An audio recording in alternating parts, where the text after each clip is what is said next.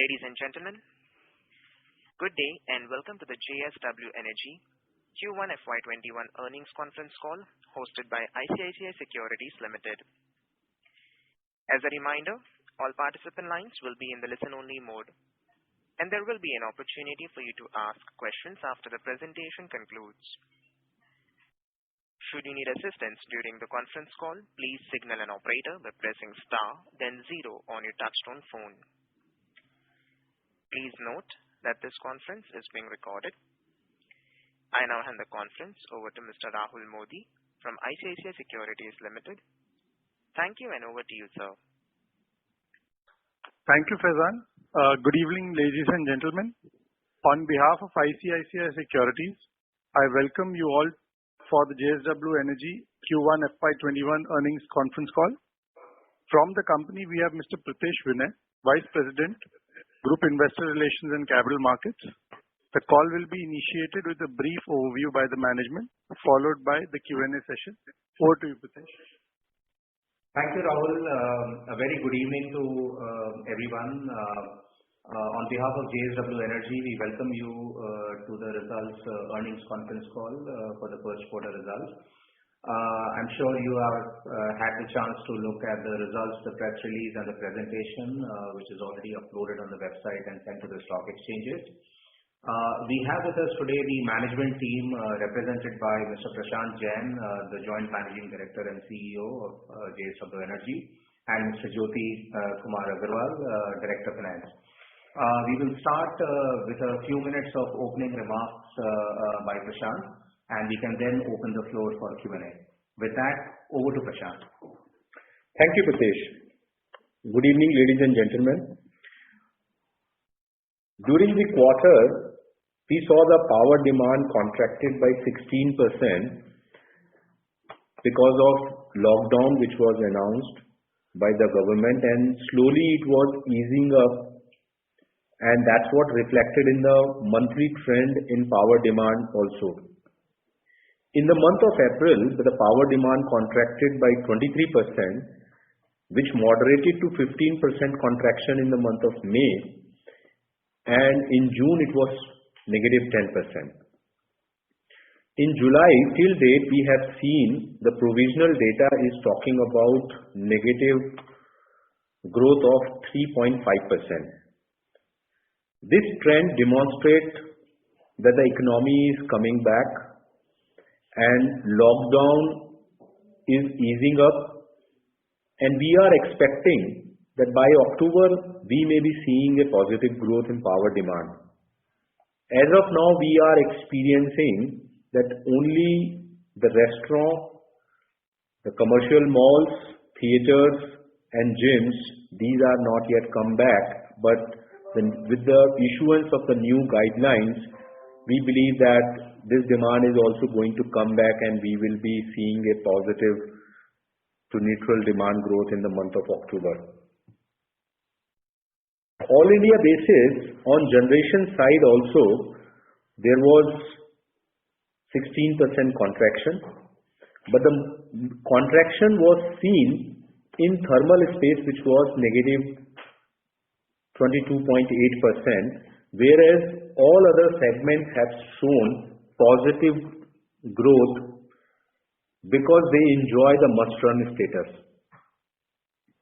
The All India thermal PLF in the quarter was also 46.6% as compared to the previous year of 62.8%, but this also has seen the moderation month on month. In the month of April, the thermal PLF had seen a low of 42.4%, which went up to 47.9% in May, and in June it improved to 49.5%. And in July also it has seen the further improvement. So, as the demand pickup takes place, the thermal PLF is also going to see a better trend. Coming to the company, the total generation also reflected the power demand contraction of 16%, so our generation at 4.9 billion units was down by 16% year on year. Our thermal generation was down by 18% and hydro generation was down by 13%, primarily because of lower water availability. If you see the breakup of our sales, our short-term sales was down by 83% and our long-term sales was down only 6%.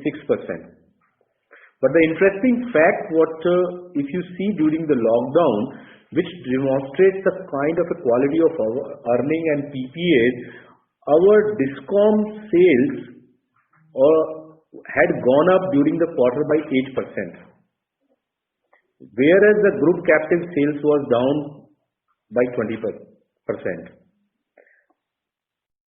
If we come to the revenue side, our revenue was down 23% this quarter, but if you remove the one-off which for the year before, then the revenue was also like-to-like basis was down only 16%. But our EBITDA was down 4%, and this is what shows the resilience due to the long-term PPAs and less dependence on the merchant power. As I mentioned last quarter also, that 95% of our EBITDA is not dependent, is totally on the long-term PPA. Only 5% of our EBITDA is dependent on merchant power sales. That's why our EBITDA was down only -4%, and of course our O&M cost also during the quarter was lower, as we have been reducing our O&M cost year-on-year basis. This year also our O&M cost was lower, and we expect to continue that journey going forward. In line with our deleveraging of our balance sheet, our interest cost has been going down, and this quarter also it was down 11%, and our PBT was lower by 1% year-on-year. And if you look at the net debt of the company, it was down by 450 crores at 8,493 crore at the end of the quarter.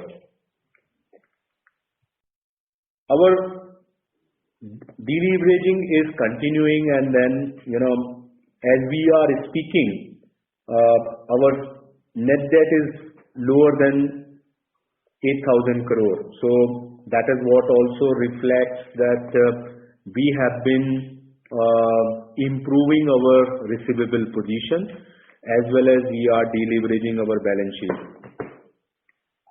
Our weighted average debt cost was 8.44% in the quarter, which has been benefited by reduction in the MCLR and reset of our debt.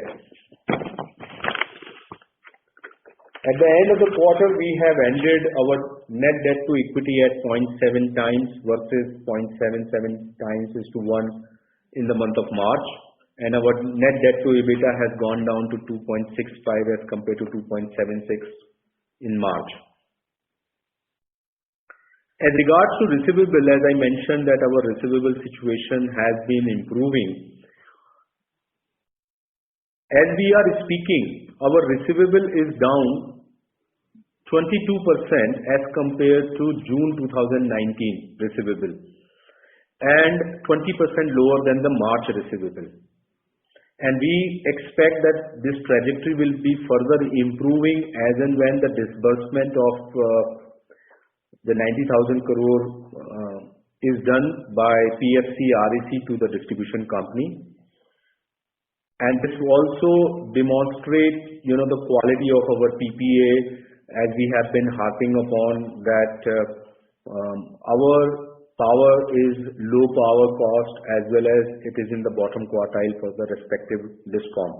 So two qualitative indicators, as I mentioned, that during the pandemic situation also our power scheduling had gone up by 8% last quarter, and our receivable situation has improved.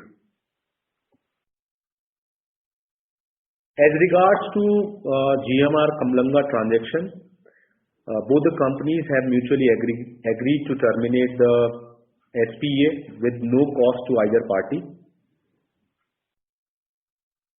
Ind-Barath is still in process, before NCLT, the progress has been pretty slow because of the COVID-19. We will continue to update as the progress takes place. There is another development. We have come out as a comprehensive sustainability policy in our initiatives to improve our compliance under ESG. JSW Energy has come out new 16 policies and specific targets for climate change, water conservation, waste management, air emission for 2030. And also we have pledged to achieve a carbon neutrality by 2050. With this, I conclude my opening remarks and open the forum for the question and answer. Thank you. Thank you very much. We will now begin the question and answer session. Anyone who wishes to ask a question may press star and 1 on their touchtone telephone. If you wish to remove yourself from the question queue, you may press star and 2. Participants are requested to use handsets while asking a question. Ladies and gentlemen, we will wait for a moment while the question queue assembles. Reminder to the participants, anyone who wishes to ask a question may press star and 1.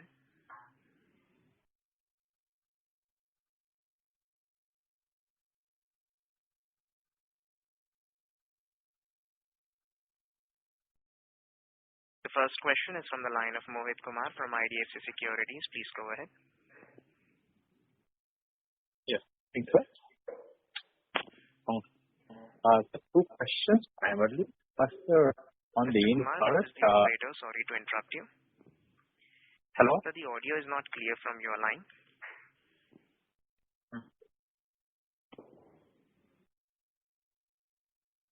Hello, Mr. Kumar. Please go ahead with your question.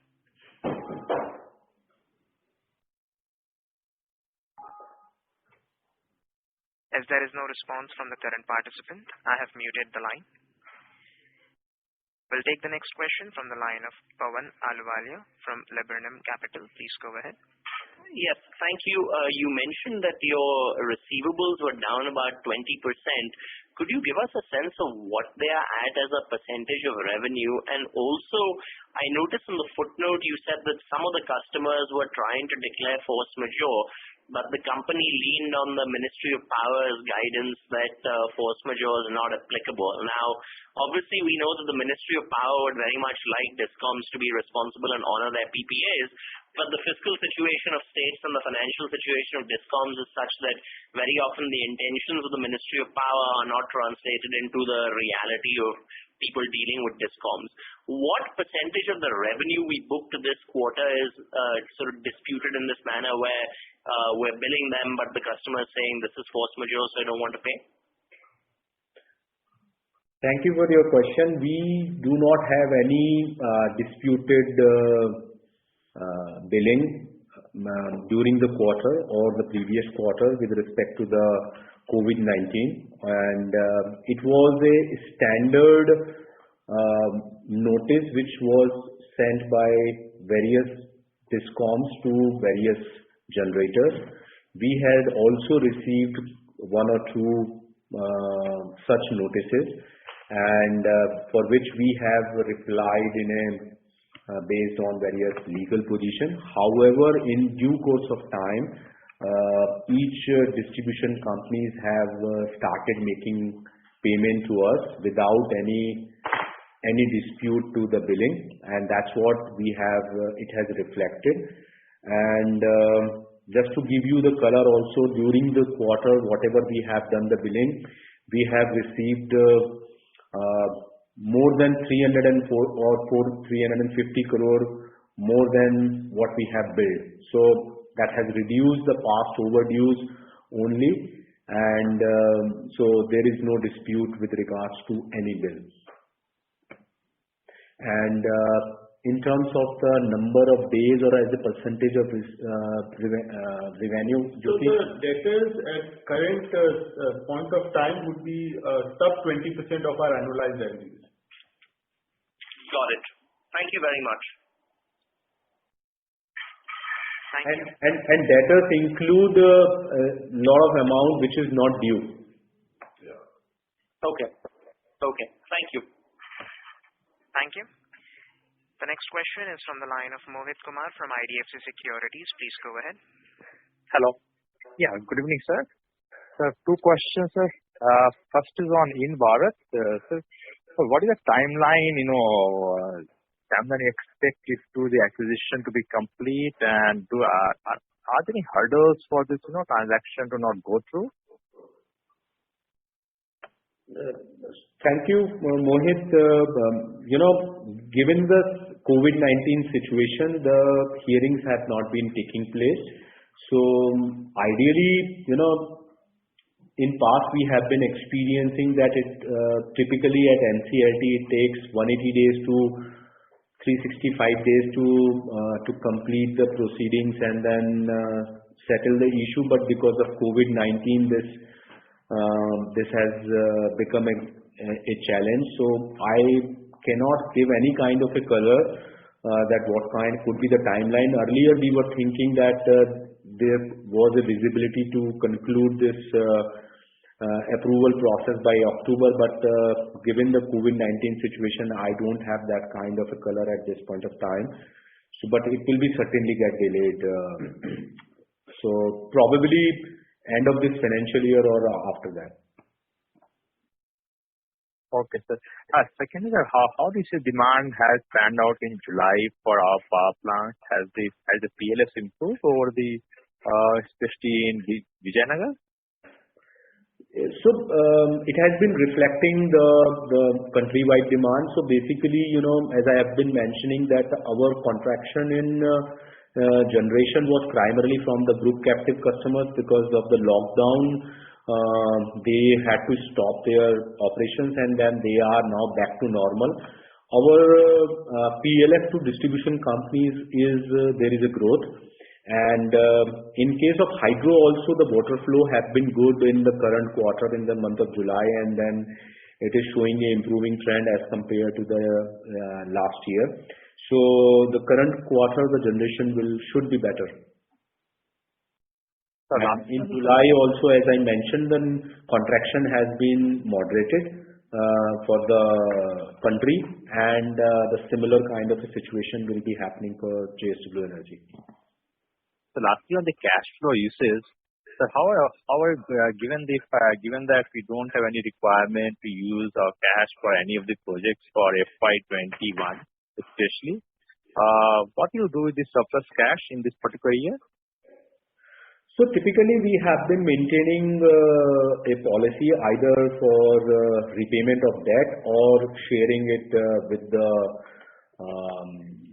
shareholders and as a dividend. So that's what we have been maintaining as our policy. So we will continue to follow that. Is there any equity requirement anywhere for this particular financial year?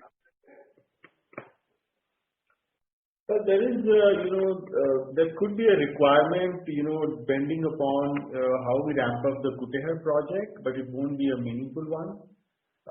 We obviously have a plan to venture into the renewable space, but it's a bit early right now. I don't see a real, capital outlay on that front in this year. And obviously, if Ind-Barath happens sooner than what current visibility is, then there'll be a requirement there. Other than these, I don't see any equity requirement this year. There's going to be some capex that we will have to do every year as maintenance capex. Beyond that, there's not too much of a funding requirement here. Understood, sir. Thank you, sir. Thank you and best of luck. Thank you. Thank you. The next question is from the line of Abhishek Puri from Axis Capital. Please go ahead. Yes, hi, sir. Congrats on good set of results despite the challenging environment. We are, perplexed to see on the O&M side how you have been able to manage and cut costs so significantly. So from 170 odd crores last year, or maybe 155 crores as of Q4, it's brought down to 85 crores. So can you spell out what has led to that reduction? Probably there are, quarter on quarter comparison is not right. So we We have been reducing our O&M cost. It is a single-digit kind of a reduction, which is acceptable kind of a number. So we have been taking various kind of measures to improve our efficiencies. I can say that our heat rates are consistently improving. Fuel efficiencies have been consistently going up. Auxiliary power consumption have been going down. And on manpower productivity index also we have been improving. And we have been undertaking various digital initiatives. So last 3 years we have reduced our O&M cost on an absolute basis close to 15.5%. And this year also you can reasonably expect that it can be 4 to 6% kind of the reduction in the O&M cost as a whole. But this trend may not continue because last year there may be some one-off or some particular shutdown because of which the capex or the O&M cost could be higher in a particular quarter. But year on year, yes, it will be a lower trajectory, and we have been we are the lowest cost O&M cost power producers in the country, and we take a pride in that, and then we believe that we will further reduce it and optimize it. So that is appreciated, the initiatives. What I'm trying to understand is this 85 crores is like lowest since 2011 in any of the quarters. And post 2011, you have added many assets as well, including the acquisition of the hydro asset. So is there any one-off component, or should we take this number as a going concern, or some costs have been saved due to the lockdown? People are not traveling, or some maintenance has been pushed back, or is there anything to that effect also which we should take as one-off? So I think Abhishek Jyoti here, Prashant did allude to it. It's a combination of three things. One is overall optimization of the cost budget, and post COVID-19 we sort of zero-based the cost budget and worked with the team to sort of see what the new normal cost base would be, and carrying on some of the optimization efforts over the last 2-3 years. A lot of the benefits you're seeing is because of that.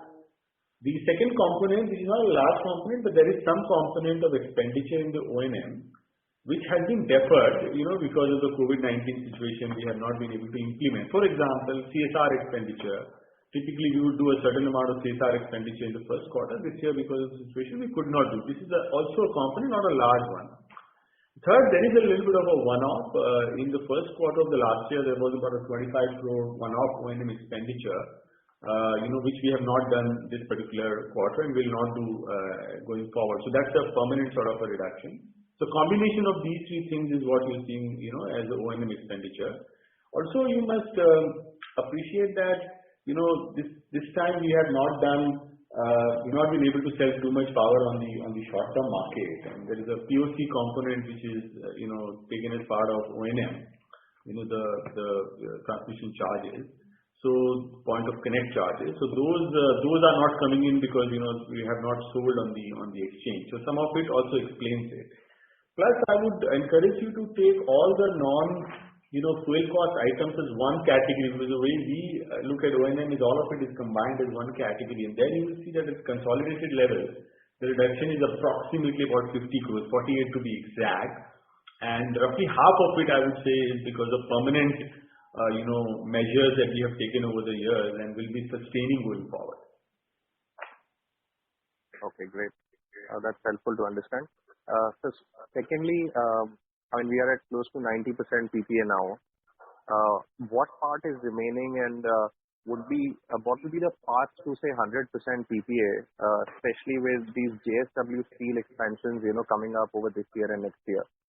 If you can spell out that, it will be great to understand and model it. So Abhishek, our total capacity-wise, 83% is the PPA tied up and 17% is the open capacity. However, as we have been mentioning that our 95% EBITDA is coming primarily from the long-term PPA and only 5% is coming from the merchant. So that's how you need to look at it. And we have been continuously looking at how do we improve our PPA basket. But during the current financial year, I don't see a visibility that we will be able to improve this basket. But yes, next year and going forward, certainly we will strive to improve PPA portfolio. So we can expect that in next 2 to 3 years time frame, we will try to try to tie up the entire capacity which is available, because some of it will get tied up with the increase in the power requirement by our group company as and when their expansion projects are getting completed. And some of it will be through some new hybrid tenders which are being planned, and we believe that we should be able to participate in those tenders. And if there are the competitive tariffs, then we will be able to certainly tie up in a thermal and renewable hybrid tender as and when that is done, because recently SECI has announced that the 5,000 megawatt thermal renewable RTC tender, and if that materializes, probability are very high that we could secure some capacity over there. So over a period of 2-3 years time frame, there is certainly a visibility to tie up that balance 17%. Right. Do we have a plan in place for this? Because our current projects are high cost ones. I mean, the variable cost is high given that it is far away from the port and using imported coal. For Vijayanagar is the only one where we have a bigger capacity untied. So, when we participate in renewable tender, do we have a game plan in place? How do we reduce costs? Can we get domestic linkage to reduce it, or how do we do that? Given the kind of the competitiveness renewable power is offering, and also the oil prices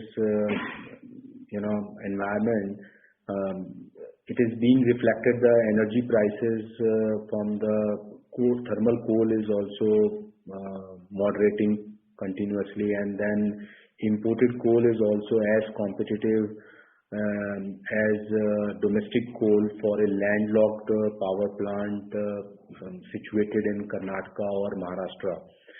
So we feel that there is a good competitiveness which JSW Energy will be offering at these locations.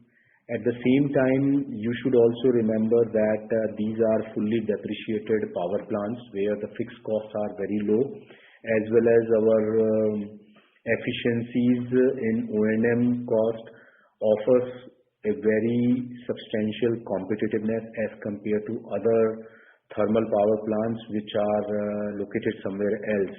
At the same time, Karnataka is also having a huge renewable potential. So given all these kind of strategic advantages, we believe JSW Energy will offer a very competitive proposition. Okay, great. And are we now ready to spell out our renewable plans, given that we have set aside the thermal acquisition? In the last quarter, you mentioned that you'll be coming out with a detailed plan. So are we ready to talk about it, and what is the thought process? How do we create value out of the huge cash flow that we are generating today? If your stock is at 0.69 book, and obviously the coal assets are not being valued as they used to be getting valued historically. So any game plan that is decided, a strategy that is decided for renewables? So the valuation, it's a question you have to answer, but I can answer about the growth side. We have been talking about that in next 3 to 5 years time frame, we will be a 10 gigawatt company, which we were spelling out earlier as a mix of thermal and renewable opportunity, but I think now we will achieve that with the renewable space. And as we explained last time, that we have been working on acquiring the sites, and we have been very aggressively working on that. And very soon we will be putting our competitive bids in the future tenders as and when opportunities are coming in our way. And for us, the most important thing have been a quality growth over the growth, and that's where we have been very, very mindful, and we see that the current environment offers the good opportunities which can give attractive shareholder return. So you will be active in the future tenders. That's great. Good to hear. All the best, sir. Thank you. Thank you. Thank you.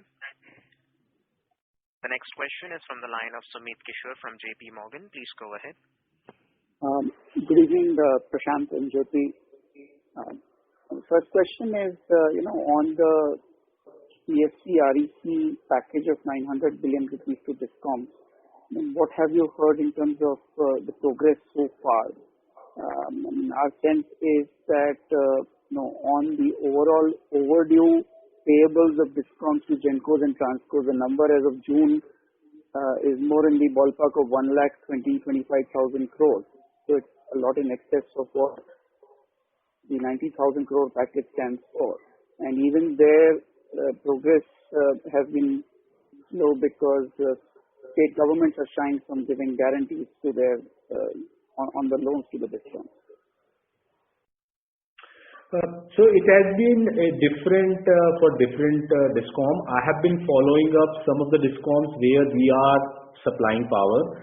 So, for example, Maharashtra, they have given guarantee, they have got disbursement. UP, they have got disbursement, and Telangana, they have got disbursement. So, some of the DISCOMs which we are supplying power, they have got. And Haryana, Punjab, I think they don't have any overdue, and it's only for our DISCOMs only.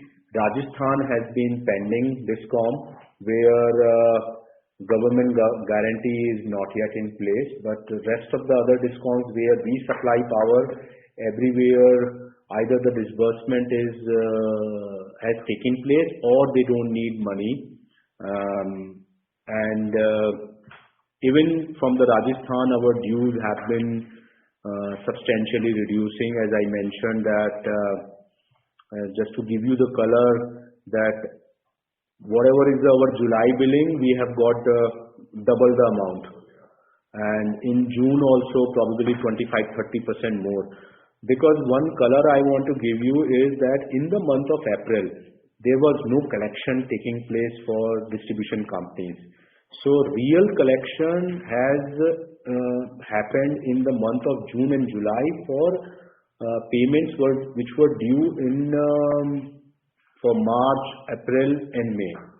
So a lot of liquidity has happened with the distribution companies in the month of June and July, and that's what has reflected.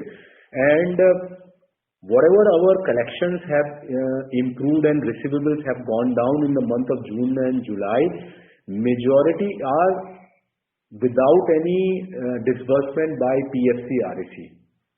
So it's primarily from their own intrinsic cash flows. So once these cash flow improves, then our receivables will further go down. But as I mentioned, always, the quality of PPA is very, very important, and that's what reflects in the scheduling of power as well as payment or the receivable cycle. And that's what we have experienced, that during the last quarter our scheduling went up by 8% in spite of contraction in demand, and our receivables have gone down. That's very good to hear. Right. Just on this particular point, would it be right to say that your overdue receivables as of June quarter end are then almost negligible? No.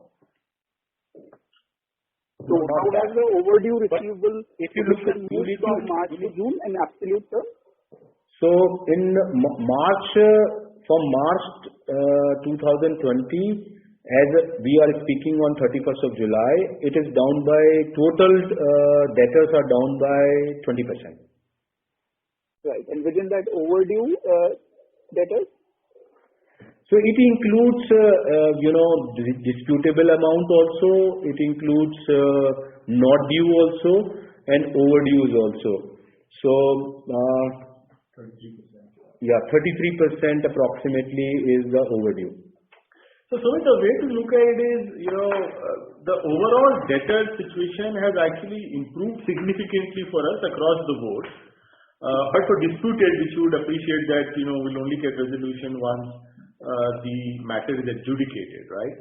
So if you exclude that, both the normal receivables as well as the overdue receivables, there has been a significant pickup in the collections. And as Prashant was saying, overall, our receivables are down by as high as 20%. The overdue is actually down even further. So that's the way to look at it. And this is despite, one of the key state for us, which is Rajasthan. We have almost 25% of our capacity there, not getting any benefit under the Atmanirbhar scheme. There is a plan to get, some money there once the government guarantee is in place, and we expect further realization of our overdue receivables from there. So overall, I think it's been a very heartening progress on the receivables as far as JSW Energy is concerned. And that's why, our total, net debt has gone down significantly because of this corrections.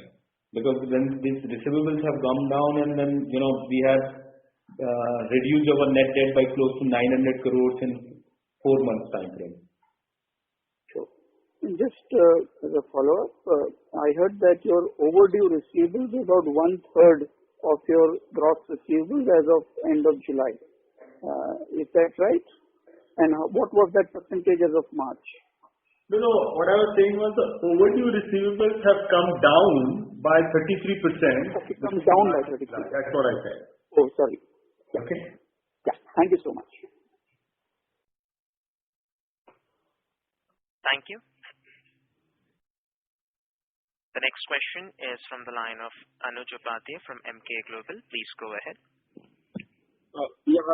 Thanks for the opportunity, sir. So firstly, on the receivables, you mentioned that the receivables are down about 20% during the quarter. So it has more to do with the prompt payment, or I would say like normal payment which they have been doing pre-COVID level in our case, or it has more to do with the fall in overall generation itself. Hello?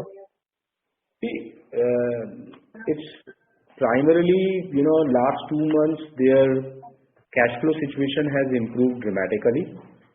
And as I mentioned, during the quarter, our sales to distribution company have gone up by 8%. So our generation did not go down as far as the DISCOMs are concerned. Generation to DISCOM has gone up. I'm talking about thermal generation. It has been, and whatever the hydro was down by 13% during the quarter, so it is a must-run status. So whatever we produce, we have supplied to the distribution company. Thermal sales went up by 8% during the quarter. So our generation was not down. Their cash flow situation improved, and also they have been paying first to the low-cost power producers, so that's where we got the advantage. Okay. And going ahead, sir, you also mentioned about the short-term tender. So do we see, DISCOMs across the country or largely to the states where we are offering our power, are they adopting to any measures so as to procure more from the short-term market and bring down their overall power procurement cost as a measure to, curb whatever the losses they have incurred in the Q1? So if that is the case, then probably we may see a lot of short-term tenders at an aggressive rate coming up. So do we sense anything happening in the subsequent quarters or say starting Q2? We have not seen any short-term tender coming in the market for last 6 months time frame. And until the situation normalizes, I don't think you will be seeing anything. So I don't see in the next 6 months time frame also any short-term tender which will be coming up in the market. So situation is going to get normalized only in next 6 months for the short-term market. Right now, whatever the merchant power sales you are seeing in the exchange is due to the fact that some of the plants which are not able to maintain the technical minimum because their power is not being scheduled by the DISCOM, because only the high cost power plant are facing those kind of difficulties, and their power is not being scheduled by the DISCOMs, so they are selling in order to maintain the technical minimum the power in exchange market. Secondly, lot of high cost renewable power was also not scheduled in the last quarter, which was also finding its way to the exchange. And thirdly, you saw a lot of this hydropower, because in south as well as west, you saw a very good early monsoon, because of which excess hydropower in the untied capacity found its way in the merchant market. If you look at the top seller, there will be you will see one leading hydro power producer who does not have a tie-up, and he is the biggest seller in the market in the merchant in exchange, and that is what power is driving the lower power cost in the merchant market. Okay. And your outlook on the renewables, sir. I mean, like you mentioned that probably we have pledged ourselves to achieve carbon neutrality. I sense probably now with the GMR deal falling out, so renewable would be something where we are eyeing our big leap of growth going ahead.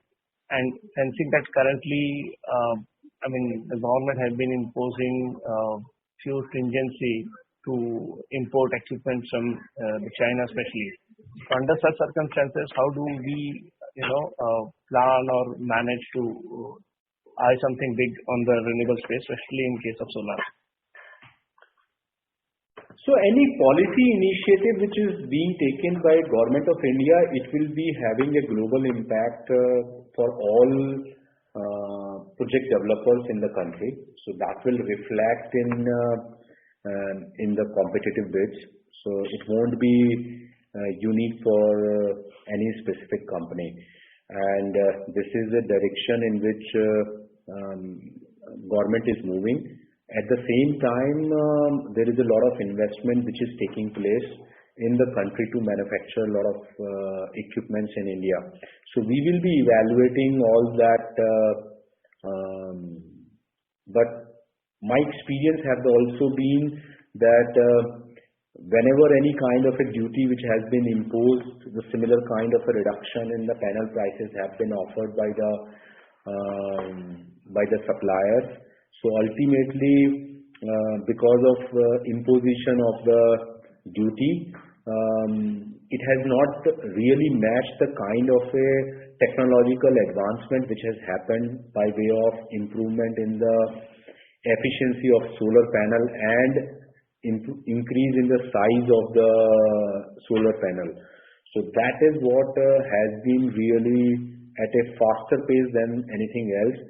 So the cost of power from renewable sources has been seeing a downward trajectory. So that will have a very big bearing. Second thing is, if you might have observed that the interest cost environment has been really benign, and in case of renewable power, there is no fuel cost, it's only the fixed cost. So if interest costs are going down, the power tariff will subsequently, you will see that they will be seeing the downward trajectory. So that's why renewable sources will be offering a very competitive power tariff in time to come, and it will continue to offer. Okay. And lastly, sir, are we looking out only as a developer perspective in case of solar, or we are open for the EPC or say equipment manufacturing segment as well? No, we are concentrating only on power generation. So we are not looking at either the EPC or manufacturing or distribution side. Fair enough, sir. Thanks for the opportunity. That answers my question. Thank you. The next question is from the line of Aniket Mittal from Motilal Oswal. Please go ahead. Yes, thank you for the opportunity. So my first question is on the finance cost. If I look at the presentation, there's been a sharp reduction in your average cost of debt. So could you just throw some light as to what do you foresee the overall finance cost for the finance rate to be for the full year? And do you see any possible reduction in this rate going forward? Yeah, so this is a function of two things. One is, some of the MCLRs have been reset over this quarter, and so this finance cost is reflecting that. Also, when we do prepayments of debt, we proactively sort of try and prepay the more higher cost debt to bring down the average finance cost. So that has been the reason why we've seen a downward trajectory. Now, in terms of the prognosis, there are some more loans, which are coming for reset in August, September, and October. So you will continue to see a downward trajectory of this average finance cost over the rest of the year. Okay. And just on that, not actually, could you let me know what's the number of the acceptances at the end of June? Because I think the net debt number does not include or the receivables number does not include the acceptances. Could you let me know that? Yeah, we'll just let you know. I think it should be around the 1200 crore mark, but I'll just let you know. Okay. So secondly, on the tying up of long-term PPAs, you talked about how you plan to do it. But it's 1200 crore. Okay, it's 1200 crore. Okay. So secondly, on the tying up of PPAs, I understand that you did mention that you're looking to do this over the next few years. But if you could just give us a timeline, particularly in terms of the tying up of your PPA with Dolvi, when is that expected, and the remaining capacity? Could you give us a timeline on that, sir? Repeat your question, please.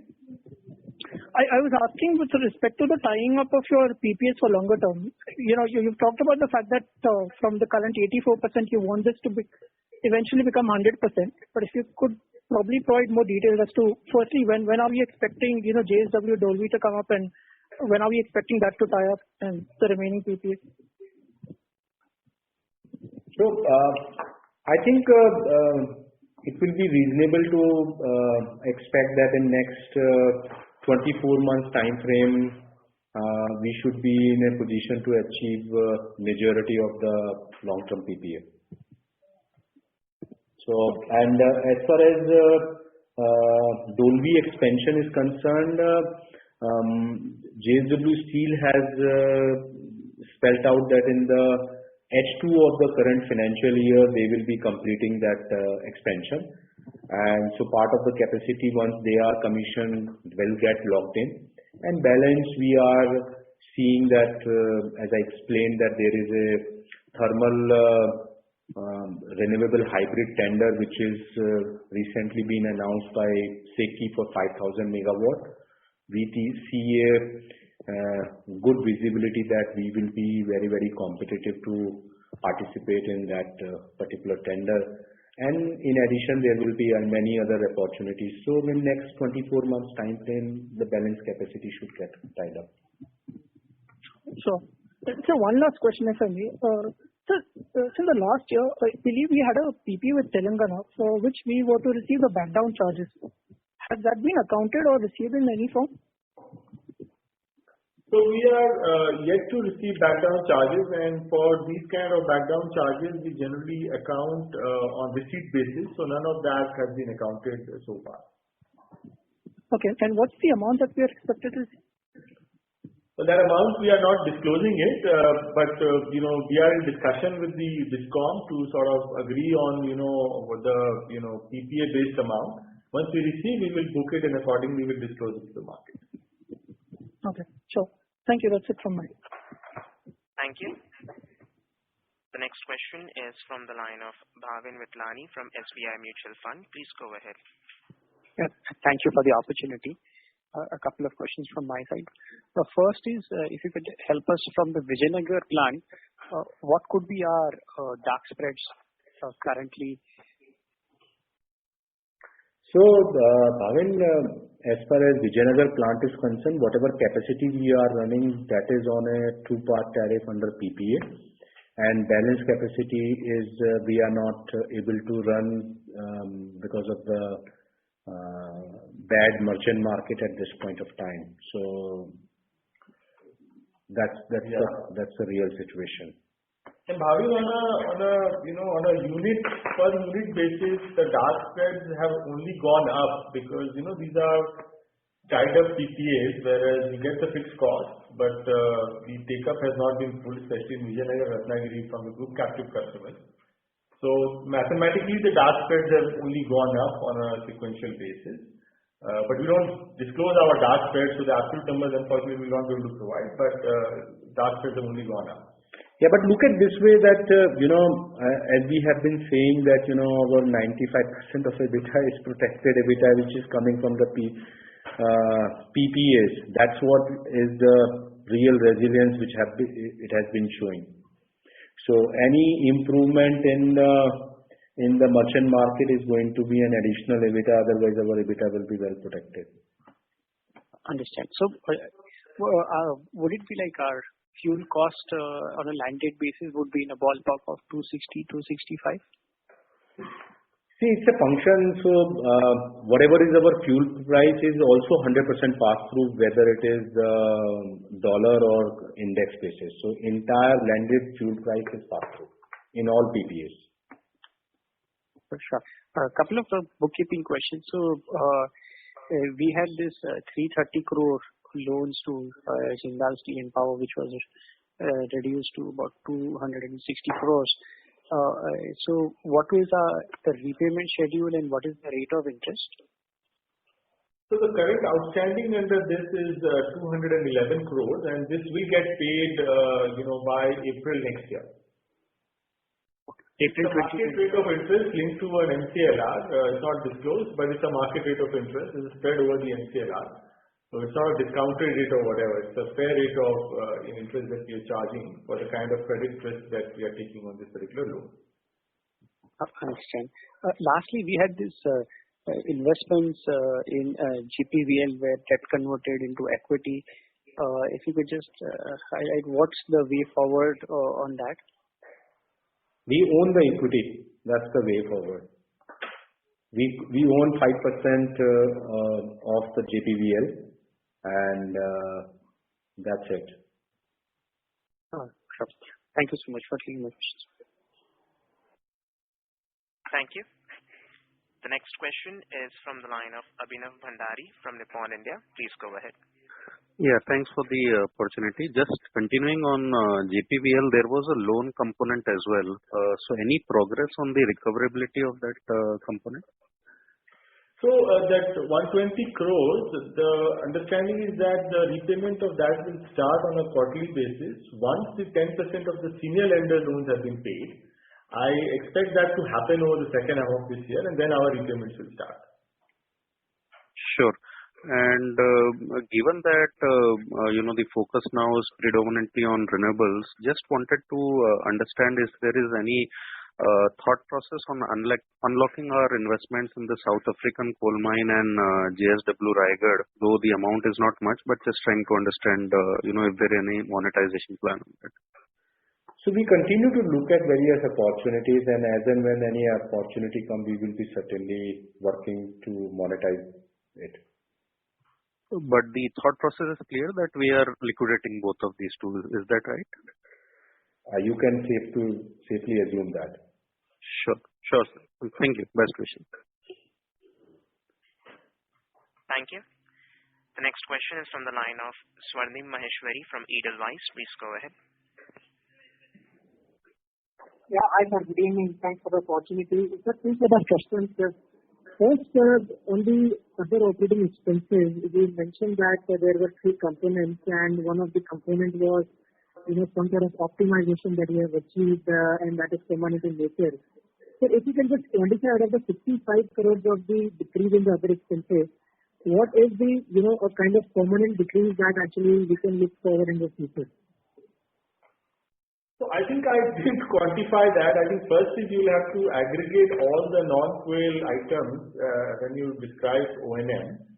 And I think the overall saving at a consolidated level is about 48 crores. Some of it I explained to you is postponement, some of it is permanent. So I think and then some of it is one-off, which will not come. But I would not describe that as an optimization because it's a one-off which was there last year. The pure optimization element would be roughly half of it, 22-24 crores. And then out of the balance, almost 20 crores was a one-off adjustment, so that will not come through. And 5 to 6 crores, in my opinion, will come through over the remaining of the year because of postponement of these items. So overall net saving out of the 48 crores in the first quarter, I think 80% of it or 75% of it is actually permanent saving.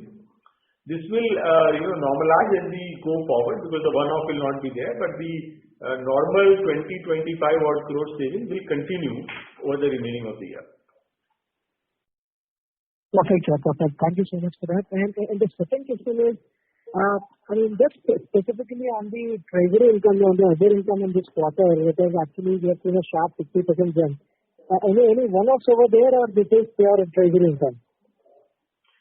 So this is a good question. I was expecting this question a little bit earlier.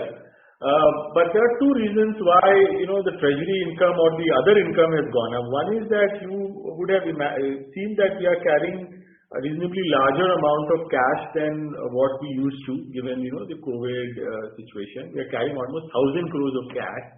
So the other income on that has been high. The second is there are a couple of one-offs in this particular quarter where there were some liabilities in our Himachal as well as in our Barmer plant. One was relating to a statutory payment and another one was relating to a project creditor liability. So these were in dispute for a long period of time, and now these have become time barred where no action has taken place for a very long period of time. There is no claim also from the counterparty. And based on legal opinion, based on the fact that these were time barred, we reversed these liabilities, and that is also reflecting in the other income this quarter. Okay. Sir, what is that quantum? And you said that this was with respect to Himachal and Barmer. Okay. So, sir, what is the quantum that this is pertaining to about the liabilities that is no more required and kind of a reversal now? Both together would be about 31 crores. 31? 31, yes. Okay.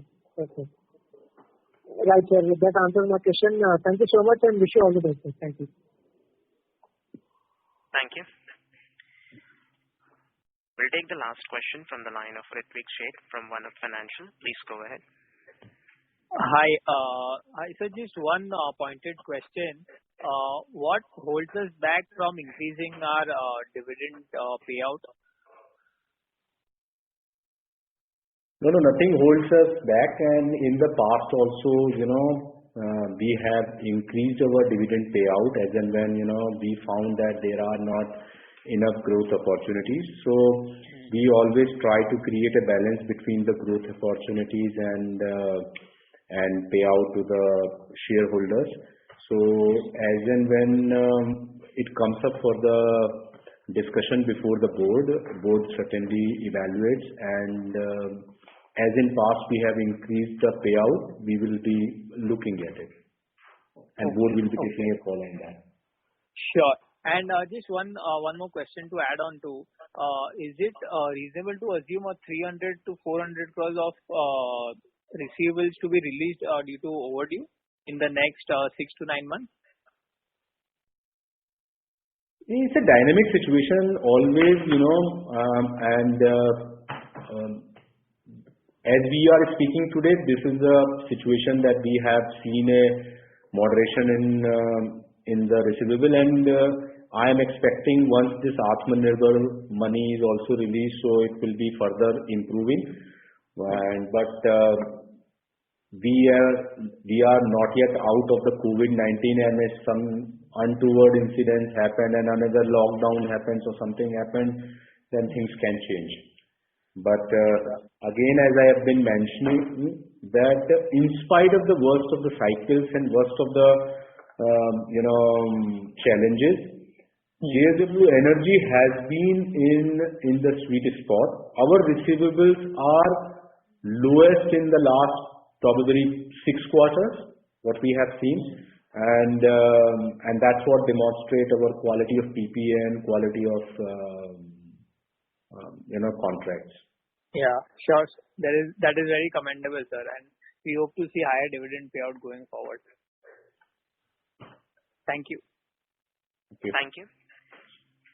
The next question is from the line of Manjeet Buaria from Solidarity Advisors Private Limited. Please go ahead. Hi. Thanks for taking my question. One, I just wanted to understand, in 2018, there was this proposal by CERC, not proposal, but a discussion paper on market-based economic dispatch. And, back then they had proposed that all volumes move to power exchange over time.